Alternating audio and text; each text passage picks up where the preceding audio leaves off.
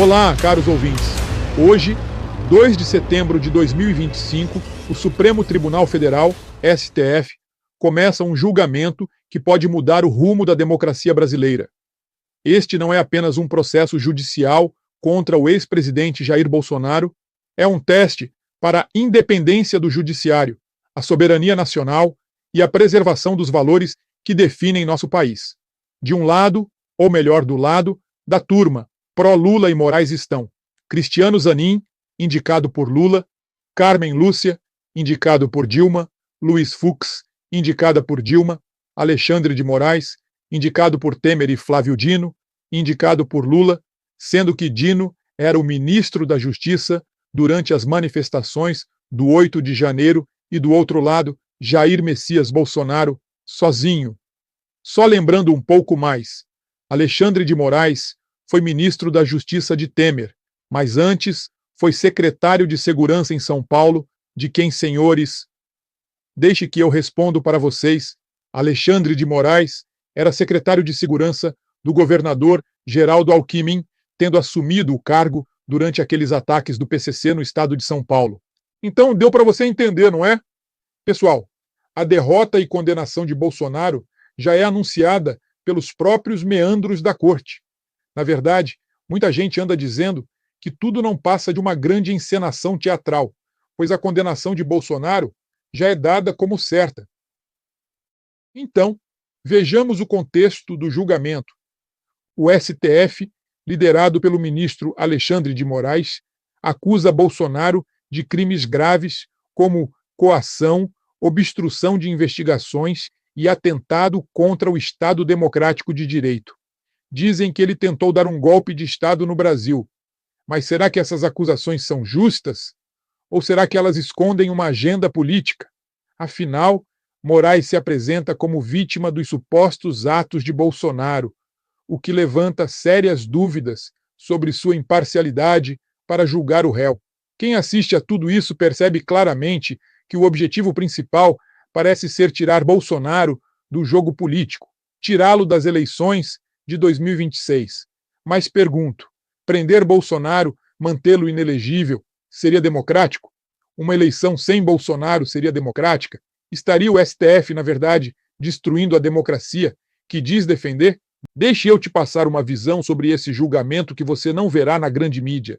Desde uma perspectiva conservadora, este julgamento é a prova de que o STF se transformou em um instrumento de perseguição política e não em um guardião da lei.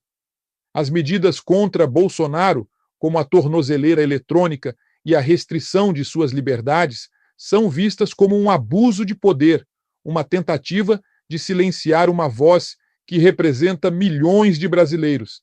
As ações de Moraes não parecem buscar justiça, mas sim consolidar o controle do tribunal sobre a narrativa política. Ameaça à soberania nacional ou uma narrativa para esconder a censura. As acusações de atentado à soberania nacional são preocupantes, mas é importante lembrar que Bolsonaro não pode ser julgado por atos de terceiros, como os que cometeram vandalismo no dia 8 de janeiro. Por outro lado, quem realmente ameaçou a soberania nacional foi Luiz Roberto Barroso, presidente do STF, quem admitiu ter pedido ajuda aos Estados Unidos, ao governo Biden, para garantir as eleições de 2022. Isso não levanta suspeitas? E os crimes de censura praticados contra apoiadores de Bolsonaro e jornalistas e pessoas comuns? A vaza-toga está aí e ninguém fala nada, ninguém quer tocar no assunto e falar abertamente das supostas ilegalidades praticadas pelo gabinete do ministro Alexandre de Moraes, que foram denunciadas pelo jornalista americano Michael. A grande mídia e as autoridades parecem ignorar esses abusos. E o Congresso Nacional? Será que eles são coniventes ou estão sendo chantageados, como sugeriu o deputado federal pelo Rio de Janeiro, Sóstenes Cavalcante? A impressão que fica é que querem aleijar Bolsonaro definitivamente do cenário político, que querem destruir Bolsonaro e bolsonarismo. Pessoal, é a percepção que eu tenho. Vejamos os riscos para a democracia. Este julgamento expõe um judiciário ativista que ultrapassa seus limites constitucionais. A expansão da jurisdição criminal do STF, como discutido em análises internacionais, tem sido usada para punir opositores e não para proteger a democracia. Isso cria um precedente perigoso, onde a liberdade de expressão e a divergência política são criminalizadas, erosionando os pilares da democracia. O que esperar? Com base no histórico do STF, é provável que o julgamento resulte em uma condenação simbólica, destinada a punir dissenters e manter o status quo. Mas isso apenas aprofundará a polarização no Brasil. Para os conservadores, este é um momento de resistência. Portanto, devemos defender a liberdade, a soberania e a democracia. Então, meus amigos, qual a conclusão tirar de tudo isso? O julgamento de Jair Bolsonaro nesta terça-feira, 2 de setembro, é mais do que um caso individual. É um teste para o futuro da nação. Esperamos que o STF priorize a lei e a ordem, e não agendas políticas. A voz do povo brasileiro deve ser respeitada. A preservação da democracia depende de um compromisso com a verdade e a justiça, que prevaleça a razão e que o Brasil volte a ser um país onde a liberdade prevaleça sobre a opressão. Qual lado sairá vencedor? O sistema não aceita perder. Lembre-se disso. Sou o professor Jorge Leibe e se você gostou desse vídeo, deixe um like, comente e se inscreva no canal. Chama no WhatsApp que aparece na tela ou na bio desse vídeo se você deseja estudar capelania na Fatum e se tornar um capelão de verdade.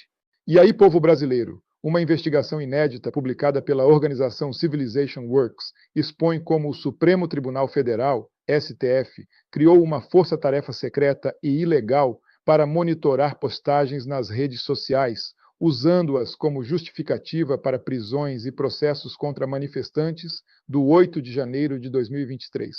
O relatório mostra que o tribunal, presidido pelo ministro Alexandre de Moraes, usou essas informações para inflar acusações de tentativa de golpe e legitimar ações contra opositores políticos, numa manobra que contradiz as alegações oficiais de isenção judicial. Ao analisar documentos internos, mensagens privadas e relatos inéditos, a investigação revela que muitos manifestantes não violentos foram detidos por simples críticas ao governo Lula ou por manifestações políticas nas redes sem qualquer ato criminoso comprovado. Além disso, demonstra como a justiça ignorou prazos legais, violando direitos fundamentais em nome de uma suposta defesa da democracia. Agora eu te faço uma pergunta. Onde estão os grandes meios de comunicação, a chamada grande mídia?